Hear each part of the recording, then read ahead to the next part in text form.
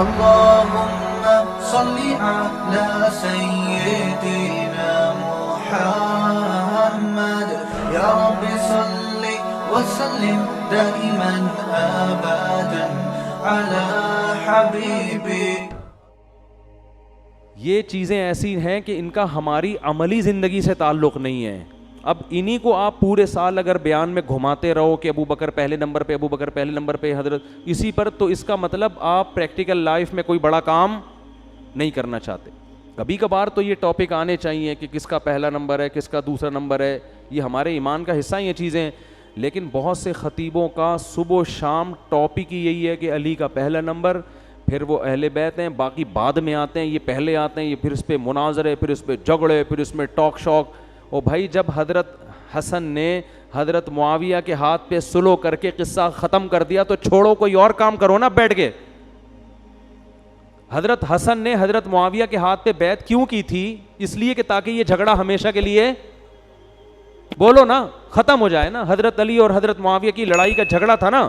حضرت حسن نے کہا میں آگے بڑھ کے بیعت کرتا ہوں، اور جب بیعت ہوئے تو قصہ ختم کرنے کے لیے کیا نا. اب آؤ دوسرے کاموں کو فوکس کرو. اب لوگوں کو بتاؤ لوگ بہنوں کی وراثت کھا رہے ہیں، حرام کر رہے ہیں. لوگ لڑکوں سے بدفعلی کی طرف جا رہے ہیں، حرام کام ہے. لوگ نکاح نہیں کر رہے، زنا کی طرف جا رہے ہیں، حرام کر رہے ہیں. لوگ نمازیں چھوڑ رہے ہیں، حرام کر رہے ہیں. لوگ داڑیاں کاٹ رہے ہیں، لوگ ماں باپ کو ستا رہے ہیں. لوگ ناپ تول میں کمی کرتے ہیں، لوگ سرکاری دفتروں میں دیر سے جاتے ہیں، تنخواہیں پوری لیتے ہیں. اب یہ جو معاہدے کی خلاف ورزیاں ہوتی ہیں، امانتوں میں خیانت، اب ان ٹاپک کو اچھالو نا. اب چھوڑ دو وہ قصہ حضرت علی اور حضرت معاویہ کا، اس کو کیا ضرورت ہے چھیڑنے کی. حضرت حسن نے حضرت معاویہ کے ہاتھ پہ بیعت اس لیے کی تھی کہ تاکہ یہ قصے دوبارہ نہ چھڑیں. لوگوں نے آپ کو تانا دیا، صحیح حدیث ہے کہ آپ جو ہے جس سے آپ کے والد کی لڑائی ہوئی آپ اس کے ہاتھ پہ بیعت کر رہے ہو، یہ عار ہے، عار. انہوں نے کیا فرمایا؟ فرمایا اخترت العار علی النار، میں اس ذلت کو جہنم کی آگ پہ ترجیح دوں گا. میں مسلمانوں کی تلواریں آپس میں چلتے ہوئے بولو نہیں دیکھ سکتے. تو انہوں نے قصہ ختم کر دیا. آپ کہہ رہے نہیں انہوں نے ختم کیا، پھر بعد میں لوگوں نے اٹھایا. تو جنہوں نے اٹھایا اللہ ان سے قیامت کے دن پوچھ لے گا. حضرت حسن نے ختم اس لیے کیا تھا کہ جو حضرت حسن کو فالو کرے وہ بھی قصوں کو کیا کر دے، ختم کر دے. تو جنہوں نے پھر دوبارہ اٹھایا اللہ ان سے پوچھ لے گا کہ نبی کے نواسے نے جب یہ ٹاپک ختم کر دیا تم نے کیوں اٹھایا اس ٹاپک کو دوبارہ. تو اللہ ان سے لے لے گا نا حساب. ہم اگر دوبارہ دیکھو نبی نے کیا فرمایا، خطبے کے دوران جو باتیں کرے وہ بھی گناہ گار، کوئی بات کر رہا ہو اگر کوئی اس کو ٹوکے کے بات نہ کرو تو وہ بھی گناہ گار ہے. سمجھ میں آ رہی بات؟ یہ بہت اہم حدیث ہے. خطبے کے دوران اگر کوئی باتیں کر رہا ہو نا تو حدیث میں آتا ہے اس باتیں کرنے والے کو منع کرنے والا بھی کیا ہے، گناہ گار، کیونکہ اس نے بھی بات کر لی نا. سب نے چپ بیٹھنا ہے، کوئی بول رہا ہے تو اس کو بولنے دو، کیونکہ اگر اس کو چپ کرانے کے لیے آپ نے اس کو بولا نا کہ بات نہ کرو تو بات آپ نے بھی کر لی. جیسے ایک نمازی نماز پڑھ رہا تھا نا، تو ایک اس میں کہیں بول پڑا، کسی نے سلام کیا، اس نے کہا وعلیکم السلام، نماز کے دوران ہی. تو دوسرے نے کہا نماز کے درمیان بولتے نہیں ہیں. دوسرے نے اس کو کیا کہا، نماز کے درمیان بولتے نہیں ہیں. تو بول تو لیا نا بھائی تو. تیسرے نے کہا شکر ہے میں چپ ہوں. ٹھیک ہے، شکر ہے میں کیا ہوں، اس کا مطلب تینوں گدھے ہیں. اس کا کیا مطلب ہے، تینوں ایک ہی جیسے ہیں. بول تو لیے نا. تو بھائی حضرت حسن نے جب حضرت معاویہ کے ہاتھ پہ بیعت کر کے امت کی لڑائی کو ختم کر دیا، اب اگر کوئی لڑائی کر رہا تھا اس کے بعد بنو امیہ میں سے، اس کا ہیڈک ہے، قیامت میں اللہ اس سے سوال کر لے گا. آپ جب اس کو دوبارہ چھیڑیں گے تو آپ بھی انہی لوگوں میں سے ہیں جنہوں نے لڑائی دوبارہ چھیڑی. سمجھ رہے ہیں؟ اس وقت جو خاموش رہے گا، عمل کو فوکس کرے گا، وہ کامیاب ہے. جو ان قصوں کو لے لے کے امت میں دوبارہ لڑائیاں، اور پھر مولوی آپس میں پگڑیاں پہن کے بیٹھے ہوئے ہوتے ہیں، ٹیلی ویژن چینلوں پہ بھی لڑائیاں شروع ہو گئی ہیں، پھر فیس بک پہ، اور عوام تماشا بنی بھی دیکھ رہی ہے. اور یہ جو عوام سامنے بیٹھی ہوئی تماشا بنی، یہ بھی انہی جیسے ہی ہوتے ہیں، ان کو بھی یہ ٹاپک اچھے لگتے ہیں. جن لوگوں کا عملی زندگی سے تعلق ہے وہ ان موضوعات میں اپنی صلاحیتوں کو برباد نہیں کرتے، وہ نماز قائم کرتے ہیں. قرآن نے اہل جنت کی کیا صفات بیان کی ہیں، قد افلح المؤمنون, کامیاب ہو گئے مومنین, الذین هم فی صلاتہم خاشعون, جو اپنی نمازوں میں خشوع پیدا کرتے ہیں, والذین هم للزکاۃ فاعلون, غریبوں کا خیال کرتے ہیں, صدقات و خیرات, والذین هم لفروجہم حافظون, جو اپنی شرمگاہوں کی حفاظت کرتے ہیں, آنکھوں کو بد نظری سے بچاتے ہیں, اور والذین هم لِأَمَانَاتِهِمْ وَعَهْدِهِمْ راعون, ایگریمنٹ کو پورا کرتے ہیں, امانتوں میں خیانت نہیں کرتے, اپنی نمازوں کی حفاظت کرتے ہیں. کتنی صفات. ہم نے اہل اللہ کے ساتھ کچھ وقت گزارا ہے, ان کی جوتیاں سیدھی کی ہیں. میں نے جن بزرگوں کے ساتھ وقت گزارا 17, 18, 20, 25 سال میں بھی ان کو کبھی اس قسم کے ٹاپک پر ایک دفعہ بھی بات کرتے ہوئے نہیں دیکھا ان کو ہم نے, حالانکہ بڑے بڑے علامے ہیں, لیکن عبادت ان کی کیا ہے آپ کو بتاؤں گا, آپ حیران ہو جاؤ گے. پوری رات تہجد میں ایک بزرگ کے ساتھ, اپنے ہی بزرگوں میں سے حج کرنے گیا, اتنی لمبی بیت اللہ کے سامنے کھڑے ہو کر اس عمر میں دعائیں کہ ہم جیسوں کے ٹانگوں میں اتنی طاقت نہیں ہے. یہ ہوتے ہیں عمل کو فوکس کرنے والے. اتنی لمبی دعائیں, اتنی لمبی میں کہتے ہیں ان کا اسٹیمنا کیسا ہے بھائی. 3 دن میں تو ان کے عمرے جا کے مکمل ہوتے ہیں. ہم تو جائیں گے نا, یوں طواف کیا, صفا مروہ کی صحیح کی, ختم. جائیں اہل اللہ کو دیکھیں کتنا لمبا ان کے طواف میں کتنا ٹائم, پھر صحیح میں اتنی لمبی دعائیں, اتنی لمبی. یہ وہ لوگ ہیں جو عمل کو فوکس کرتے ہیں. ان کے پاس قصے کہانیوں کا ٹائم نہیں ہے. صدقات و خیرات میں ان کی زندگیوں کو دیکھیں گے, سخاوت کا دریا ہیں. ہمارے شیخ سب کچھ صدقہ کر دیا کرتے تھے. جتنی آمدن آتی تھی نا زمینوں کی, لاکھوں روپے, صرف گھر کے خرچے کی بقدر ضرورت وہ خرچہ رکھا, باقی سارا بولو صدقہ. وہ کہتے تھے میں گنتا نہیں ہوں, نوٹوں کی گڈیاں پڑی ہوتی, بس آیا گیا.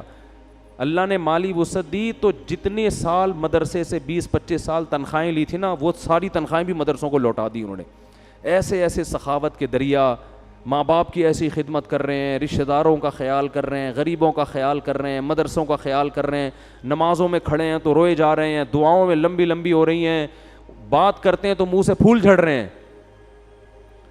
کوئی ایکشن نہیں مار رہے, یوں کر کے کبھی یوں کر کے, جو ہے نا آنکھیں گھما, جیسے خطیبوں کے ایکشن. تمیز سے بات کرتے ہیں آرام سے بیٹھ کے. ان کی محفلوں میں بیٹھو ایسا لگتا ہے آسمان سے سکون نازل ہو رہا ہے. آوازیں پست ہیں ان کی, لیکن یہ وہ لوگ ہیں جو عمل کو فوکس کر. ہم نے ان کے منہ سے کبھی نہیں سنا کہ وہ ایسا تھا, وہ یوں تھا, تو فلانے نے یہ کیا, تو فلانے نے یوں کیا. یہ کہتے ہیں بھائی تلک امۃ قد خلت لہا ما کسبت. قرآن کہتا ہے یہ قوم تھی گزر چکی, جو کچھ کیا ان کو اس کا بدلہ ملے گا. جس نے اچھا کیا اس کو اچھا, جس نے برا کیا اس کو برا. وَلَكُمْ مَا كَسَبْتُمْ, تم جو کر رہے ہو تمہیں اس کا بدلہ دیا جائے گا. تو ان خطیبوں کو سننا چھوڑ دیں جو خطابت کے نام پہ دکانیں لگا رہے ہیں, لوگوں کے عقیدوں کو خراب کر رہے ہیں, لوگوں کو نظریوں کو خراب کر رہے ہیں, شرک پھیلا رہے ہیں معاشرے میں. اسلام کے عقیدے 2 اور 2 4 کی طرح ہیں. باقی تاریخی واقعات کا اسلام سے کوئی تعلق نہیں ہے. کون اچھا کون برا ہماری بلا سے. نہ کسی کو رحمت اللہ کہنے کی ضرورت ہے, نہ کسی کو لعنت اللہ کہنے کی ضرورت ہے. اتنا ٹائم بھی نہیں ہونے چاہیے آپ کے پاس. ہمارے ایک استاد تھے, ان سے کوئی آیا ان کے پاس, انہوں نے کہا آپ حیاتی ہیں کہ مماتی ہیں؟ انہوں نے کہا ہم اتحیاتی ہیں. ہم کیا ہیں؟ اتحیاتی ہیں. کیا مطلب کہہ رہے ہیں؟ یار ہمیں تو تکبیر اولیٰ سے نماز کی ابھی عادت ہی نہیں پڑی, اتحیات میں پہنچتے ہیں. تو کہا جب میں تکبیر اولیٰ کا پابند ہو جاؤں گا نا پھر ہم دیکھیں گے کہ اگلا اسٹیپ کیا ہے. ابھی تو نماز ہی ہماری سیدھی نہیں ہو کے دے رہی ہے. کتنے لوگ ہیں تکبیر اولیٰ سے نماز نہیں پڑھ رہے. قرآن تو اہل جنت کی سب سے پہلی صفت کیا بتاتا ہے؟ نماز پڑھتے ہیں اور خشوع و خضوع کے ساتھ.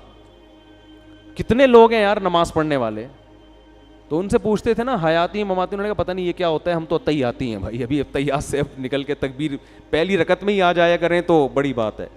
تو بھائی 2 چیزوں کو فوکس کرو, نماز اور صدقہ و خیرات. باقی یہ سارے مسائل خود بخود کیا ہو جائیں گے؟ حل ہو جائیں گے. اللہ نہیں پوچھے گا, اور اللہ قیامت میں بتا دے گا بھائی یہ ٹھیک تھا یہ غلط تھا, اس سے یہ ہوا تھا اس سے وہ ہوا تھا, چلو. اور ہو سکتا ہے اللہ قیامت میں بھی نہ بتائے.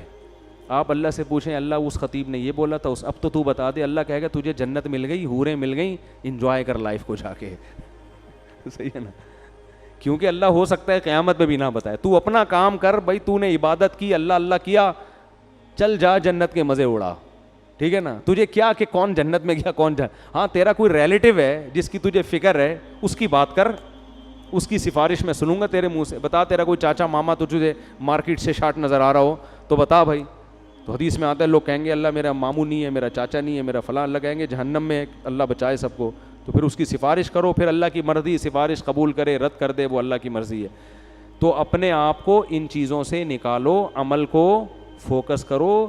اور یہ جو خطیب اس طرح کے چورن بیچ رہے ہیں نا, من گھڑت قصے سنا کے مبالغہ. اب یہ دیکھو ابو طالب مسلمان تھے, اس بحث کی کیا ضرورت ہے امت میں چھیڑنے کی, اس بحث کی کیا ضرورت ہے امت میں چھیڑنے کی یار. بخاری اور مسلم میں حضرت ابو طالب کے بارے میں لکھا ہوا ہے, جو صحیح مستند احادیث ہیں وہ عقیدہ رکھو, نہیں رکھتے تو خاموشی اختیار کرو. جذباتیت کے جو یوں نہیں ہو سکتا تو نبی کا چاچا کیسے کافر ہو سکتا ہے, نبی کا باپ کیسے ہو سکتا ہے جس نے نبی کو انگلی پکڑ کے چلنا سکھایا. او بھائی غیر مسلم بھی کسی پر احسانات کر سکتا ہے, اس سے کیا تعلق ہے ایمان اور کفر سے؟ دلیل سے بات کرو نا, کوئی ایک حدیث پیش کرو صحیح سند کے ساتھ, ختم بات. تو چلو پھر بھی اگر کوئی رکھتا ہے یہ نظریہ تو رکھ لے بھائی, اگر اس کا یہ خیال ہے کہ وہ مسلمان تھے تو گورنمنٹ کی طرف سے یہ عقیدہ رکھنے پر کوئی پابندی نہیں ہے. آپ جانو آپ کا اللہ جانے. دوسروں پر اپنی رائے کو ٹھوس کیوں رہے ہو؟ جب آپ اس اسٹائل میں بات کرو گے کہ جس نے نبی کو چلنا سکھایا انگلی پکڑ کے, اس کو یہ کہتے ہیں کہ کافر, تو سامنے والوں کے دل میں بدگمانی ہوگی تمام محدثین سے, تمام فقہا سے, کہ ان کو تو نبی سے محبت ہے ہی نہیں, انہوں نے تو نبی کے چچا پہ کفر کا فتویٰ لگا دیا, یہ تو خود کافر ہیں. آپ کا جب اسٹائل یہ ہوگا, آپ یہ اسٹائل رکھو بھائی, یہ حدیث ہیں, یہ صحیح مسلم کی حدیث ہے, یہ قرآن کی مستند تفسیر ہے, جس سے لگتا ہے کہ وہ ایمان پہ موت نہیں ہوئی. لیکن ہماری رائے میں دوسری روایتیں بھی ہیں جو صنعت کے لحاظ سے کمزور ہیں, مگر یوں دیکھا جائے تو وہ طاقتور بن جاتی ہیں. تو یہ رائے ہے, جس نے جو رائے رکھنی ہے بولو بھائی رکھے, تو ہو گیا. لیکن اسٹائل وہ ہوگا کہ آپ کے مخالف کی جو رائے ہے نا اس کو آگ لگ جائے. رفع الیدین کا مسئلہ بھی ایسا ہی ہے, بہت اب تو تھوڑا کم ہو گیا. اگر آپ حق پرست ہوگے, آپ رفع الیدین یوں بیان کرو گے کہ دیکھو بخاری مسلم کی بہت کثرت سے روایتیں ہیں جن میں آتا ہے کہ نبی نے رکوع میں جاتے ہوئے کیا, رکوع سے اٹھتے ہوئے کیا, تو ہم ان روایتوں کو فالو کر رہے ہیں. اگرچہ بہت سے صحابہ کا مسلک یہ بھی تھا کہ وہ رفع الیدین کے قائل نہیں تھے, اور ان علماء کی توجہ یہ ہے, وہ کہتے ہیں کہ نبی کا آخری عمل کیا تھا, نہ کرنا. اور اس کی دلیل ان کے پاس امام مالک کا بھی قول ہے کہ میں نے اہل مدینہ میں عمل کرنے والا نہیں پایا کسی کو. امام ترمذی کا بھی قول ہے جو امام بخاری کے شاگرد ہیں, وہ کہتے ہیں اکثر علماء میں اہل علم میں صحابہ کرام رفع الیدین نہیں کرتے تھے. اور امام ترمذی کا بڑا مقام ہے کسی کا مسلک نقل کرنے میں, بہت مستند سمجھے جاتے ہیں وہ. تو اس سے پتہ چلتا ہے کہ جو نہ کرنے والا مسلک ہے وہ بھی اتنا کلعدم بولو نہیں. اگرچہ ہماری رائے یہ کہ کرنا افضل ہے, لیکن نہ کرنے والی رائے بھی کلعدم نہیں ہے. امت کا ایک بہت بڑا طبقہ اس رائے کو فالو کرتا آیا ہے, تو یہ بھی ٹھیک ہے وہ بھی ٹھیک ہے, لیکن ہماری رائے میں وہ. اور جو رفع الیدین نہیں کرنے والے ہیں وہ اس طرح سے بیان کر دیں, وہ نہ کرنے کے دلائل بیان کریں, لیکن ساتھ یہ کہ بھائی کرنے کی دلیل بھی مضبوط ہے. لہذا جو کرتے ہیں ان کو بھی یہ نہیں کہہ سکتے کہ وہ خلاف سنت چل رہے ہیں. لیکن یہ اسٹائل, کیونکہ یہ اسٹائل جب ہوتا ہے تو چورن بکتا نہیں ہے. اسٹائل جب بھی پبلک کو جذباتی لوگ پسند ہیں, دلائل کی انبار لگا کے بولو, جو نہیں کر رہے یہ اندھے مقلد ہیں, یہ چورن بیچ رہے ہیں, یہ اپنی دکانیں, آگ لگے گی پھر اس سے امت میں. بہت بڑے بڑے محدثین ہیں, سفیان ثوری رحمۃ اللہ علیہ تو بخاری کے راویوں میں سے ہیں, وہ رفع الیدین کے قائل بولو نہیں تھے. ابراہیم نخعی تو امام بخاری ان کا نام بڑے اہتمام سے لیتے ہیں, بخاری میں بار بار ان کا تذکرہ کرتے ہیں. ابراہیم نخعی رفع الیدین کے قائل نہیں تھے. عبداللہ بن مسعود نہیں تھے رفع الیدین کے قائل, اتنے بڑے صحابی. اور یہ جو کہتے ہیں نا کہ ایسی کوئی حدیث نہیں ہے کہ کسی صحابی نے, عبداللہ بن مسعود والی حدیث بالکل صحیح ہے ترمذی کی, البانی نے اس کو صحیح کہا ہے کہ عبداللہ بن مسعود رفع الیدین کے قائل نہیں تھے. تو جب اتنے بڑے بڑے صحابہ, تو ظاہر ہے نیچے لوگ پھر ان کا دفاع کریں گے, پھر وہی مناظرہ, پھر وہی. تو اس لیے اس وقت مارکیٹ میں دیکھو کہ کون حق بات کر رہا ہے, کون حق کا لیبل لگا کے امت میں آگ لگا رہا ہے. اتنا اچھا ٹاپک تھا, آج کدھر چلا گیا. جلدی سے اس ٹاپک کو میں مکمل کرتا ہوں. موسیٰ علیہ السلام کا کیسا خاندانی واقعہ چل رہا تھا. کوشش کرتا ہوں رمضان میں یہ بکھیڑے نہ آئیں, لیکن فیس بک پہ جب بھی کوئی ویڈیو کھولو نا تو وہ یوں ہی چل رہا ہوتا ہے, یوں یوں, ٹھیک ہے نا. جب بھی کوئی ویڈیو کھولو تو فیس بک پہ کیا آ رہا ہوتا ہے, اسٹائل یوں، جب یوں ہوتا ہے تو واہ واہ واہ سبحان اللہ، پھر یوں کیا واہ واہ سبحان اللہ، تو وہ ابے کیا کر رہا ہے تو بات تو صحیح کرنا، تو پتہ نہیں بات کیا کر رہا ہے. لوگ بس دیکھتے ہیں کہ کیا زمین آسمان کے قلاوے ملا رہا ہے اور کیا اٹک پٹک. حضرت عیسیٰ کو علی نے اٹھا لیا چوتھے آسمان. اب علی بھیجیں گے حضرت عیسیٰ کو. مارکیٹ میں ایسی رپورٹ پہلی دفعہ. حضرت علی تو بہت بعد میں پیدا ہوئے ہیں بھائی، ان کی تو تاریخ پیدائش ہے. اب کہتے نہیں ان کا روح موجود تھی، اس کی کیا دلیل ہے؟ روح تو سب کی موجود تھی عالم ارواح میں. روح تو کس کی؟ سب کی تھی نا. اللہ نے حضرت آدم کی ذریت سے سب کی روحوں کو پیدا کر کے ایگریمنٹ لیا. وہ تو سب کی تھی، پیدا سب بعد میں ہوئے ہیں. تو اسلام کے عقیدے دو اور دو چار کی طرح. ایک صاحب مجھے کہنے لگے نبی صلی اللہ علیہ وسلم بشر نہیں تھے، نور تھے. میں نے کہا اگر آپ بشر نہیں نور تھے تو نبی سے پیدا ہونے والی بھی نسل ساری نور ہوگی. تو جتنے سید یہاں گھوم رہے ہیں ان کا لیبارٹری ٹیسٹ کرا کے دیکھ لو یہ کیا ہیں. یہ تو گوشت پوست کے بنے ہوئے انسان ہیں بھائی. تو جب یہ انسان ہے تو ان کے جد امجد بھی کیا ہوں گے؟ انسان ہوں گے نا. ہاں ہدایت کا نور ہیں وہ، تو قرآن بھی ہدایت کا نور ہے، علماء بھی ہدایت کے نور ہیں. لیکن نبی یہ نور زیادہ ہیں، علماء کم ہوتے ہیں. سب سے زیادہ ہدایت نبی سے ملتی ہے، اس کے بعد علماء سے ملتی ہے. تو سیدھے سادے عقیدے رکھو تمیز والے جو اسلام نے، اور یہی اسلام کی خوبی ہے. دائیں بائیں جاؤ گے نا بریکیں فیل ہیں. اتنے جیسے عیسائی دائیں بائیں جب پلٹے ہیں نا، 3 ایک خدا اور 1 3، آج تک عیسائی یہ مسئلہ حل نہیں کر سکا ہے کہ ٹوٹل خدا ہیں کتنے. ایسے ہی تینوں کو ملا کے ایک بنتے ہیں، یہ ایک الگ ہے. پھر عیسیٰ کی کیا حیثیت ہے، حضرت مریم کی کیا ویلیو ہے. کچھ نے ان میں حضرت مریم کو اللہ کی معاذ اللہ بیوی کہہ دیا، کچھ نے کیا کہہ دیا. اتنے ان میں اختلافات ہیں. اسلام نے آ کے 2 اور 2 4 کی طرح بات کی. بھائی حضرت مریم وہ حضرت عمران کی بیٹی تھیں، انسانوں کی طرح ایک انسان تھیں، نیک تھیں، پاک دامن تھیں، شریف تھیں. اللہ نے اپنی قدرت سے بغیر میاں کے ان کو بیٹا دے دیا. اور پھر ان پر الزام دور کرنے کے لیے بچے کو ماں کی گود میں بولنے کی توفیق عطا فرما دی. بچے نے ماں کی گود میں بولا کہ میں اللہ کا بندہ ہوں، میں ولد الزنا نہیں ہوں. اتنے معجزے دے کے حجت کو تمام کر دیا، بات ختم ہو گئی. 2 اور 2 4 کی. اور جو وہ کرتے تھے وہ نہیں کرتے تھے. وہ کون کرتا تھا؟ مردوں کو زندہ حضرت عیسیٰ نہیں، اللہ کرتے تھے. ہاتھ حضرت عیسیٰ کا ہوتا تھا. تو اتنی سیدھی سادی بات ہے لیکن کھوپڑی میں آ نہیں رہی ہے. گھمائیں گے. اور ایک بات آخری کر کے جب موضوع چل ہی رہا ہے، دیکھو جو سیاسی مذہبی جوشیلی تنظیمیں جتنی بھی ہیں، ان کے نعروں سے فوراً متاثر نہ ہوا کرو. کسی بھی چیز میں معاملے کی تہ تک پہنچنے کے بعد رائے قائم کیا کرو. ہمارے ہاں اصول یہ ہے کہ جو بھی حکومت کے خلاف بولے گا لوگ تحقیق کے بغیر اس کے ساتھ ہو جاتے ہیں، کیونکہ لوگوں کے ذہن میں ایک یہ بات بیٹھ چکی ہے کہ حکومتیں اکثر غلطی کر رہی ہوتی ہیں، اور کسی حد تک یہ بات ٹھیک بھی ہے. لیکن یہ ضروری نہیں ہے کہ ہمیشہ حکومت کیا کر رہی ہوگی، غلطی کر رہی ہوگی. اور یہ آپ سے قیامت کے دن سوال ہوگا. کوئی بھی معاملہ ہو، چاہے توہین رسالت کا مسئلہ ہو، آسیہ بی بی کا مسئلہ ہو، یا کرونا کا مسئلہ ہو، جتنے بڑے بڑے ایشو ہیں جلدی رائے نہیں قائم کیا کرو، معاملے کی تہ میں گھسو. ابھی جب یہ جو ہمارے ہاں دھرنے چل رہے تھے ناموس رسالت پر، تو مجھے لوگ کہہ رہے تھے پھوٹو نا منہ سے. کیوں نہیں پھوٹ رہے؟ کوئی کہہ رہا ہے حکومت کا پٹھو ہے، سب بیان دے رہے ہیں، یہ چپ کر کے بیٹھا ہوا ہے. میں کیوں بیٹھا ہوا تھا؟ مجھے پتہ ہی نہیں تھا کہ اصل معاملہ ہے کیا. میں نے اپنے طور پہ تحقیق کر کے ایک بیان ریکارڈ کروایا جو میں تحقیق کر سکتا تھا. بعد میں پتہ چلا میری وہ تحقیق غلط تھی، حالانکہ میں بہت اندر تک گیا تھا تحقیق کے لیے. میں نے فوراً وہ بیان اپنا فیس بک سے اور یوٹیوب سے ریموو کروایا، اور مزید تحقیق میں گیا تو معاملہ بالکل وہ کیا ہے وہ میں بولوں گا نہیں، اس سے ایک اور آگ لگ جائے گی. ٹھیک ہے نا، ایک اور نئی جنگ چھڑ جائے گی، کوئی فائدہ نہیں ہے نا. لیکن آپ جب تک معاملے کی تہ میں نہ گھسو نا، متعلقہ لوگوں سے رابطہ نہ کرو. بھائی کچھ کیا ہو کیا رہا ہے، یہ گیم چل کیا رہا ہے، اس وقت تک چپ بیٹھے رہو. منہ سے کچھ پھوٹنے کی ضرورت نہیں ہے. ہر آدمی اپنے اسٹیٹمنٹ لازمی ٹھوکتا ہے یوٹیوب پہ. آپ سے کسی نے مشورہ نہیں لیا، آپ کیوں منہ سے کیوں ٹھوک رہے ہو یار؟ جو آ رہا ہے بس. کسی کی حمایت کیوں کر رہے ہو؟ نہ کسی کی مخالفت کرو نہ حمایت، جب تک آپ کے پاس چڑھتے سورج کی طرح دلائل قائم نہ ہو جائیں کہ اس معاملے میں اصل غلطی بولو کس کی ہے. بالکل آج کل پتہ ہے مارکیٹ میں ہو کیا رہا ہے؟ وہی ہو رہا ہے جو زلیخا نے یوسف علیہ السلام کے ساتھ کیا تھا. یوسف علیہ السلام کے پیچھے زلیخا بھاگی، دروازہ جب کھلا ہے نا تو یوسف علیہ السلام کو بولنے کا موقع ہی نہیں دیا، اور بادشاہ سے کہہ رہی ہے اس شخص کا بدلہ، اس کی سزا بتاؤ جو تمہاری بیوی کے ساتھ برائی کا ارادہ کرے. بادشاہ ہکا بکا وہ تو یہی بولے گا بھائی قتل ہونا چاہیے.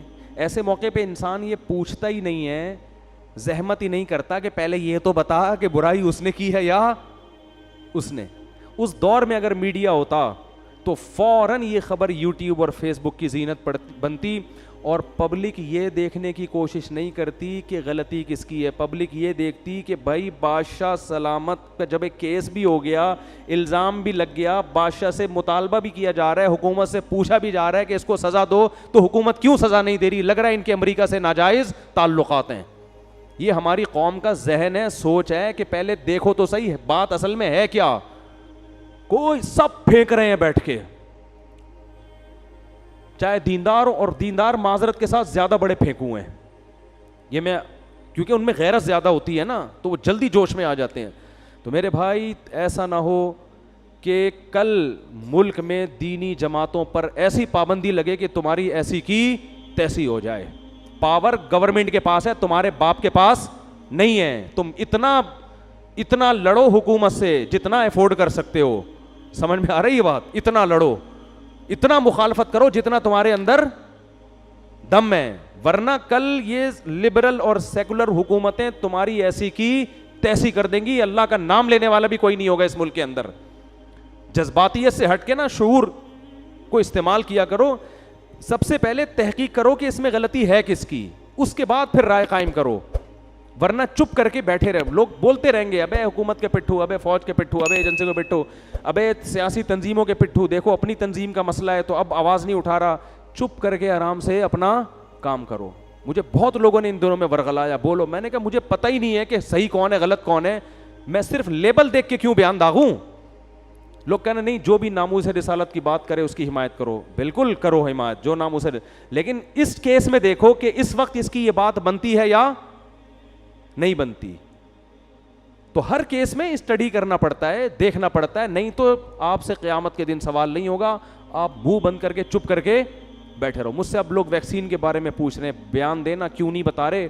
کہتا ہوں بھائی میری تحقیق نہیں ہے ویکسین پہ, میں کیسے بیان دوں یار. 25-30 بڑے بڑے ڈاکٹر جب مجھے بتا دیں گے یہ ویکسین بالکل ٹھیک ہے تو ٹھوک دو جا کے, نہیں تو میں میرا یہ ٹاپک ہی نہیں ہے. تو جو ٹاپک ہو یا نہ ہو, قرآن کہہ رہا ہے وَلَا تَقْفُ مَا لَيْسَ لَكَ بِهِ عِلْمٌ, جس چیز کا علم نہیں ہے اس کے بارے میں چپ کر کے بیٹھے رہو, کوئی رائے قائم کرنے کی ضرورت. جب لیز چپس کے حرام ہونے کا فتویٰ لگا تھا نا, لیز چپس حرام ہے اسلام میں, ہم سے بہت پوچھا گیا حرام ہے یعنی, میں نے کہا بھائی ہمیں تو کیا پتا, ہمیں تحقیق ہی نہیں ہے. تو کچھ تو بولے, میں کہا بولیں کیوں جب پتہ ہی نہیں ہے کیا ہے اس کے اندر. تو کہا لوگ اچھا پھر کھاتے رہیں گے, حرام کھاتے رہیں گے. میں نے کہا بھائی اور بہت ساری چیزیں کھا رہے ہیں, خربوزے کھا رہے ہیں, ہم نے کبھی تحقیق نہیں کی کہ حرام ہے کہ حلال ہے, چوری کا ہے کہ, تو یہ بھی کھا رہے ہیں, کھانے تو جب تک نہیں ہوگی. لیکن اس وقت بھی بہت سے لوگوں کے انٹرویو آنا شروع ہونے کا شوق تھا, لیس چپس کے بارے میں رپورٹیں پیش شروع کی, دیکھو لیس چپس میں یہ ہے یہ ہے یہ, جبکہ مجھے پتا تھا یہ سب پھینک رہے ہیں, ان میں کسی کے پاس بھی خبر نہیں ہے. اور ہم جب بڑے بڑے مفتیان کرام سے رابطے کرتے ہیں جن کے پاس وسائل بھی زیادہ تحقیق کے, وہ کہتے بھائی ہمارے پاس اس کے حرام ہونے کا ابھی تک کوئی ثبوت نہیں ہے. میں کہتا ہوں یار اتنے بڑے بڑے بیٹھے ہوئے ہیں جن کے وسائل بھی ان کو پتہ نہیں ہے, اور ہر گلی محلے کے امام اور قاری کو پتہ ہے, وہ اپنا فتویٰ, اچھا فتوے بھی آ رہے ہیں مفتی فلاں کے دستخط, جس ایسے مفتی جس کو کوئی دنیا میں جانتا بھی نہیں ہے. تو چپ رہنا بھی سیکھ لو, صحیح ہے نا. نہیں پتا تو بولو بھائی مجھے نہیں پتا. امام مالک سے 36 مسئلے پوچھے گئے, ہر مسئلے پہ انہوں نے کہا مجھے اس کا جواب معلوم نہیں ہے. تو وہ اس میں آر محسوس نہیں کرتے تھے. کہاں سے کہاں بات چلی گئی یار, بہت افسوس کی بات ہے, لیکن کیا کریں, وہ یوں جو آیا تھا نا وہ یہ سب وہاں سے شروع ہوا ہے. آج میں نے دیکھا یوٹیوب پہ بار بار یوں کر رہے تھے, لوگوں نے کہا ہاں, پھر کہتے ہیں یوں, ایک بات پھینکی ان لوگوں نے کیچ کی, پھر ادھر پھینکی, پھر حضرت عیسیٰ کو علی نے کہاں اٹھا لیا چوتھے آسمان پہ, اس پہ تو پھر یوں بنتا ہے نا دونوں ہاتھ. یہ ان کی وجہ سے ایسا ہوا ہے, ورنہ میں اچھا بلا حضرت موسیٰ کا واقعہ بتا رہا تھا. بس مختصر کر کے بیان ختم کرتا ہوں. استغفر اللہ ربی من کل ذنب وتوب, میٹر شارٹ ہو گیا تھا اصل میں. تو کیا بات چل رہی تھی, ابھی بھی میں دونوں فریقوں میں کسی کو غلط یا صحیح نہیں کہہ رہا, کون صحیح ہے کون غلط ہے, میرے اوپر الزام نہ لگائیں. لیکن اتنی بات ہے کہ جو نظر آ رہا ہے حقیقت ویسا ہے نہیں, اتنی بات میں آپ کو بتا دوں, معاملہ کچھ اور ہے. مفتی طارق مسعود صاحب کے بیانات سننے کے لیے youtube.com/مفتی طارق مسعود کو سبسکرائب کریں. और अगर आप लाइव वीडियो को कभी भी मिस नहीं करना चाहते हैं तो सब्सक्राइब करने के बाद बेल आइकन पे क्लिक करना मत भूलें। जज़ाकल्लाह।